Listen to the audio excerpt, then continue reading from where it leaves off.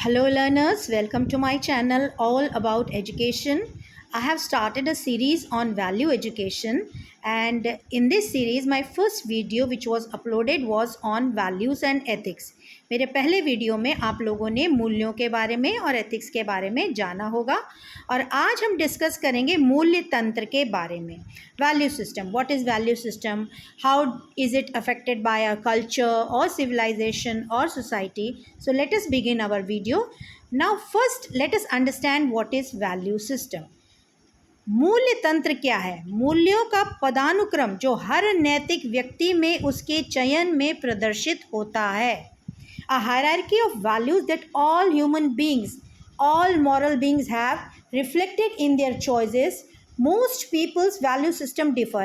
Each individual has a different value system.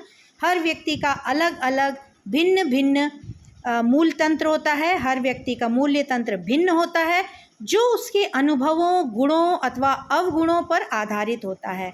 So value systems are a set of individual values which exist in a scale or a hierarchy that reveals their degree of relative importance. एक पदानुक्रम होता है, एक degree of importance होता है कि कैसे उसके जीवन में उन मूल्यों का ज़रूरत है, आवश्यकता है, इम्पोर्टेंस है. So this is value system. Value system usually दो तरीके क्या होता है, दो मुख्य मूल तंत्र होते हैं. And these two value systems as a member of society, you can understand what are these two value systems. The member of a society, group or community, an individual can hold both personal और communal. तो जो दो मुख्य तंत्र की बात हो रही है वो है पर्सनल यानी कि वैयक्तिक और दूसरा है कम्युनल यानी कि सामुदायिक या सामाजिक मूल्य तंत्र. So as a member of society आप ये दोनों चीज़ें आप देख सकते हैं. समाज में इन दोनों चीज़ों को आपको देखने को मिलता है और समाज के व्यक्ति होने के नाते ये दोनों होते ही हैं, लेकिन बशर्ते परिस्थिति में कोई विरोधाभास ना हो. If the conditions are different, there are contradictory situations, then these two value system may differ. So when the value system are externally consistent provided they bear no contradiction or situational exception between them. If there is any contradiction, if there is any conflict in the situation, then these two may differ, these two value system may differ. So these are the two value systems we just now understood. Now let us move on to these in more detail. People with different value systems will disagree on what is right or wrong. So if we talk about personal value system, वैयक्तिक मूल्य तंत्र, तो व्यक्ति दर व्यक्ति ये चीज़ अंतर में पाई जा सकती है, ये चीज़ भिन्न हो सकती है कि किसी के लिए कोई चीज़ सही हो सकती है, किसी के लिए कोई चीज़ गलत हो सकती है. तो जिसके लिए हो सकता है वो सही हो, दूसरे के लिए गलत हो सकती है, डिपेंडिंग ऑन द सिचुएशन, परिस्थितियाँ कैसी हैं. A value system is a formalization of a formal code. So when two individuals or a group share a common set of values, they may not give equal weight or preference to those values. So these two individuals or groups are said to have different value system. तो आप समझ ही गए होंगे कि व्यक्ति दर व्यक्ति, समूह दर समूह मूल्य तंत्र कैसे फ़र्क हो सकता है. Now let us move on to the characteristics of the value system. Value systems can be categorized under various dimensions, under various categories. So they can be personal, अभी जैसे हमने डिस्कस किया, जो एक इंडिविजुअल एक व्यक्ति के हो सकता है मूल्य तंत्र, इसलिए वैयक्तिक मूल तंत्र हो जाता है. Held by an individual and applicable only to an individual, एक व्यक्ति के लिए ही एप्लीकेबल होता है. या फिर वो कम्युनल सोसाइटल हो सकता है यानी कि सामुदायिक या सामाजिक हो सकता है. Defined by and applying to a community और सोसाइटी. कम्युनल वैल्यू सिस्टम में take on the force of law. कई बार ये नियम के आधार पे हो सकता है, लीगल हो सकता है, कहीं ना कहीं इसमें आपको लीगैलिटी देखने को मिल सकती है. तो वैयक्तिक या सामुदायिक दोनों तरीके के आप समझ गए होंगे मूल तंत्र. वैयक्तिक व्यक्ति के आधार पे होता है, सामुदायिक कम्युनिटी के आधार पे होता है, समाज के आधार पे हो सकता है, और ये कानूनी भी हो सकते हैं. अगली जो विशेषता होती है वो है कि जो मूल तंत्र होते हैं वो दो तरीके के माने जा सकते हैं, internally inconsistent and internally inconsistent. ये दो तरह के आप आइडियोलॉजिकल वैल्यूज़ मान सकते हैं which have been derived logically as the natural consequence of the particulars of fundamental ethical values and where values do not contradict each other or they can be inconsistent. Consistent कब होते हैं? When they do not contradict. There is no such conflict between the two or more. So internally consistent आंतरिक सुसंगत, inconsistent असंगत। तो आंतरिक सुसंगत तभी हो सकता है जब सिचुएशन आइडल है, एक आदर्श परिस्थिति है, एक आदर्श परिस्थिति है, किसी प्रकार का कोई कॉन्फ्लिक्ट नहीं है, कोई झंझट नहीं है, किसी प्रकार का विरोधाभास नहीं है, तब आप इस तरह का मूल तंत्र देख सकते हैं। जो सुसंगत मूल तंत्र होता है ये तर्क संगत हो और उसमें विरोधाभास भी ना हो, परंतु ऐसा अक्सर होता नहीं है। Internally consistent value system is not usually found. It is usually absent in a given value system. So, an ideal situation can have a consistent value system, but usually in case there is a practical situation, in practice, usually we find inconsistent value system. Now, moving on to other types, they can be idealized value system and realized value system. Idealized value system means आदर्श प्रतिनिधित्व, realized अर्जित मूल्य तंत्र। Idealised या आदर्श प्रतिनिधित्व व्यक्ति या समूह का होता है। It can be of a person or a group, ideal representation of an individual or groups value prioritization, कि वो किस चीज़ को प्रायोरिटी देते हैं आइडियली। और realised value system, how a value system is manifested in reality and in the actions and decisions of the individual or group, यानी कि ये निरपेक्ष हो सकते हैं, ये वास्तविक परिस्थिति में देखने को मिलते हैं। अर्जित मूल्य तंत्र, रियलाइज्ड मूल्य तंत्र, usually you see it in reality, in real situation, in practical situation. ये निरपेक्ष होते हैं, जैसा कि मैंने बताया, they tend to be non-absolute whereas the idealized are absolute. Absolute माने होता है मूर्त। So जो realized होते हैं ये निरपेक्ष होते हैं and इनमें अपवाद परिस्थिति में वो नियम है जो व्यवहारिक परिस्थिति में उत्पन्न द्वंद्व को समाप्त कर सकता है। So you can say that idealized value systems tend to be absolute in that they are codified as a strict set of prescriptions on behavior, while a realized value system contain conditional exceptions that are rules to resolve collisions, किसी प्रकार का contradiction, विरोधाभास between values इन practical circumstances. किसी ऐसी परिस्थिति में या अपवाद परिस्थिति में या वास्तविक परिस्थिति में अगर किसी प्रकार का द्वंद्व, विरोधाभास उत्पन्न होता है तो उस परिस्थिति में उस द्वंद्व को सुलझाने में, समाप्त करने में आपका रियलाइज्ड वैल्यू सिस्टम यानी कि अर्जित मूल तंत्र काम आता है। So these are the another two types of value system you can say. Now let us get a little bit more idea about the personal or communal. A value system may be held by a group of people, a community or society, or it might be held by an individual. An individual person's value system might be consistent with or equivalent to the community's value system. यानी कि किसी व्यक्ति का जो मूल तंत्र है वो consistent हो सकता है, जैसे कि अभी हमने डिस्कस करा, और it can be according to the community's value system, यानी कि जो समुदाय में वैल्यू सिस्टम है उसके अकॉर्डिंग वो हो सकता है। तो ये है आपके दो जो हमने पर्सनल और सामुदायिक की बात करी थी। Now let us understand about culture and civilisation first, and then let us see how does the culture and civilisation affect our value system. किसी भी मानवीय अंतःक्रिया व विकास का उत्पाद है संस्कृति व सभ्यता। ये ऐतिहासिक घटनाएं भौगोलिक कारक व सामाजिक गतिकी से प्रभावित होती हैं। So as you can see, the culture and civilization are the products of human interaction. The way of living of a group of people transmitted from generation to generation is referred to as the culture of that particular group. Culture is the behavior and acceptable standards among persistent social groups.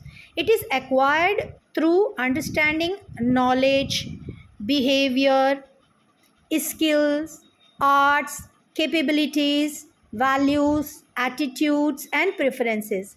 Culture comes in by coming, or we can say it can be the culture comes in by gaining knowledge about our surrounding values, environmental values, and norms and traditions, which results in homogeneity.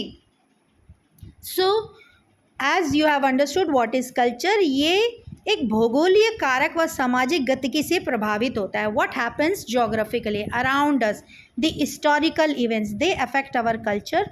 संस्कृति व सभ्यता मानवीय व्यवहार, मूल्य व आस्थाओं को आकार देते हैं. ये समय के साथ बदल भी सकते हैं. संस्कृति व सभ्यता सह अस्तित्व में रहते हैं. दे को एग्जिस्ट. कल्चर एंड सिविलाइजेशन दे को एग्जिस्ट, सह अस्तित्व में रहते हैं. एक दूसरे के बिना कुछ नहीं है, एक दूसरे के साथ ही रहते हैं, साथ ही साथ आपको देखने को मिलते हैं. So let us understand in more detail what is culture. So as you can see, it is the way of living of a group of people, just now as I told you, which is transmitted from generation to generation. It is a behavior. ये एक प्रकार का व्यवहार है. जैसे हमारी संस्कृति होती है, हम उसी तरह से बिहेव करते हैं, हम उसी तरह से व्यवहार करते हैं. किसी समूह के रहन सहन के तरीके को जो पीढ़ी दर पीढ़ी, वंश दर वंश स्थानांतरित होती है. संस्कृति एक समूह में स्वीकार्य है. It is acceptable among social groups. ये एक स्वीकार्य व्यवहार है. ये व्यवहार कौशल, कला, क्षमता, मूल्यों, अभिवृत्ति तथा पसंद, संस्कृति विविधता की ओर ले जाती है. संस्कृति परंपराओं, मूल्यों तथा समय के साथ अर्जित आदतों का सम्मिश्रण है. So it is a concoction, a mixture of customs, traditions, values, knowledge, habits acquired over time. All these form our culture. So I hope you must have understood what is culture. Now let us understand the characteristics of culture. Culture is learned and acquired through formal or informal learning. It is not inherited. वंशानुगत नहीं है. संस्कृति सीखी जाती है तथा औपचारिक व अनौपचारिक अधिगम द्वारा अर्जित होती है, न कि वंशागत है. संस्कृति गतिमान है, डायनामिक है, हमेशा चेंज होती रहती है. संस्कृति भाषा द्वारा बांटी जाती है. It is shared, transmitted through social interaction, mainly through language. Culture is dynamic. It responds to the socio-economic, technical and political changes. जो भी हमारे चारों ओर राजनीतिक बदलाव होते हैं, यांत्रिकी बदलाव होते हैं, वाणिज्य बदलाव होते हैं, उसी के आधार पर हमारी संस्कृति में भी बदलाव होते हैं. Now let us understand what is civilisation. सभ्यता क्या है? सभ्यता मानवीय समाज का विकास है कि किस प्रकार से मानव विकसित होता है, किस तरह से मानव का, ह्यूमन का डेवलपमेंट होता है. यह सांस्कृतिक विकास का एक चरण है. ये समाज या देश का एक प्रतिबिंब है. It is a stage of cultural development and is limited to few societies. जबकि कल्चर जो है वो सारी सोसाइटीज़ में होता है. सिविलाइजेशन कुछ ही सोसाइटीज़ में देखने को मिलता है और इसके अंतर्गत बहुत सारे तत्व आ जाते हैं. आप ये कह सकते हैं कि संस्कृति बिना सभ्यता के रह सकती है, लेकिन सभ्यता बिना संस्कृति के नहीं रह सकती. तो ये दोनों में डिफरेंस है, कल्चर और civilisation. Culture exist within civilisation, but civilisation is a vast community that can be made of several culture. यानी कि सभ्यता में संस्कृति का होना अति आवश्यक है, ये होनी ही चाहिए। तो जैसे मैंने बताया कि बिना संस्कृति के सभ्यता नहीं हो सकती। The culture was developed earlier than civilisation, वो पहले आई थी। कल्चर जो है वो पहले आया था, संस्कृति पहले आई थी। तो जैसे मैंने बताया कि बिना संस्कृति के सभ्यता हो ही नहीं सकती। Culture is present in tangible and intangible forms, यानी कि मूर्त और अमूर्त दोनों ही रूप में संस्कृति पाई जाती है, जबकि सिविलाइजेशन जो है वो टैंजिबल यानी कि मूर्त फॉर्म में ज़्यादा पाई जाती है। Culture transfer from generation to generation, but civilisation is always evolving. इसका अर्थ है कि सभ्यता का निरंतर विकास होता रहता है, वो निरंतर बढ़ती रहती है, चेंज होती रहती है, लेकिन ऐसा संस्कृति के साथ नहीं होता। संस्कृति जो है वो हेरिडिटरी है, पीढ़ी दर पीढ़ी आती है। जो संस्कार हमें दिए जाते हैं वो एक पीढ़ी से दूसरी पीढ़ी की ओर जाते हैं। सभ्यता बदलती रहती है। आप लोगों ने इतिहास में पढ़ा होगा कि सभ्यता कैसे बदलती रहती है, अलग अलग सभ्यता, कोई इंडस्ट्रियल डेवलपमेंट हुआ, कोई विकास हुआ, तो सभ्यता बदलती चली गई। और जैसे कि बताया मैंने कि culture and civilisation have different expansion, इनकी जो बढ़ोतरी है वो अलग अलग तरीके से है। संस्कृति की अलग है और सभ्यता की अलग है। संस्कृति को हम माप नहीं सकते, इसके लिए कोई भी प्रमाणीकृत कोई स्केल नहीं है कि हम इसको माप पाएँ, लेकिन सभ्यता को हम ज़रूर माप सकते हैं स्टैंडर्डली। तो अब हम आते हैं कि इन कल्चर और सिविलाइजेशन का हम कंक्लूजन क्या निकाल सकते हैं, क्या परिणाम निष्कर्ष हम निकाल सकते हैं कि culture and civilisation are two societal concepts, दो सामाजिक संप्रत्य हैं जो एक दूसरे से अलग नहीं है पर इनकी प्रकृति अलग है। Are not divergent but differ in nature. Culture जो है वो ideas, customs, social outlook and actions of the particular society बताता है। संस्कृति बताती है विभिन्न विचार, प्रथाएं, सामाजिक दृष्टिकोण, समाज में होने वाली क्रियाएं, इनके बारे में बात करता है। The culture talks about these things, whereas on the other hand civilization manifests culture in physical form through art, literature, a life pattern, architecture, etc. We reflect our culture and civilization in what we have. It is worth considering keeping our civilization safe. So जो सभ्यता है वो कला, साहित्य, जीवन क्रिया, वास्तुकला आदि द्वारा भौतिक रूप से सभ्यता का निर्माण करती हैं। So we need to consider, we need to keep our civilisation safe. हमें अपनी सभ्यता को सेफ और सुरक्षित रखना है, क्योंकि जब तक हम इसको सेफ रखेंगे वही हमको आगे काम आएगी, उसी को हम आगे बेहतर तरीके से प्रयोग कर सकेंगे। Now what is the role of culture and civilisation in value system. सभ्यता और संस्कृति का हमारे मूल्य तंत्र में क्या भूमिका है।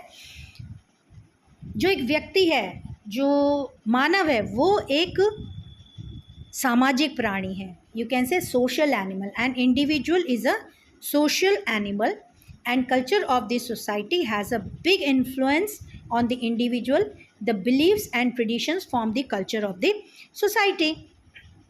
तो जो हमारी आस्थाएं हैं, जो हमारी जो परंपराएं हैं, वो हमारे समाज की संस्कृति को बनाते हैं और इसी के अनुसार हम अपने आप को ढालते हैं, मोल्ड करते हैं। We mould ourselves accordingly. Civilisation refers to the physical development of the society. किसी समाज का भौतिकी विकास करने में सभ्यता का बहुत बड़ा रोल होता है, बहुत बड़ी भूमिका होती है। जहाँ एक समाज की संरचना होती है जिसमें हम सब रहते हैं और उसको हम रहने लायक बनाते हैं, और हर व्यक्ति की शिक्षा इस चीज़ में और सहायता करती है। An individual belongs to society that is civilised. हम चाहते हैं कि हम एक अच्छी सभ्यता में रहें, एक सभ्य समाज में रहें, और वही हमारे विकास के लिए ज़रूरी है। तो इसीलिए हमें ढालना पड़ता है, इसके लिए हमें संस्कृति मदद करती है और उसी से हम एक अच्छे सभ्य समाज का निर्माण करते हैं। I hope you must have understood what is value system. Thanks for watching it. And if you have any doubt or any suggestion or criticism, you can just write it down in my comment box. If you have not subscribed, do subscribe to my channel. Punch in the like button, share it with your friends. Thank you for watching.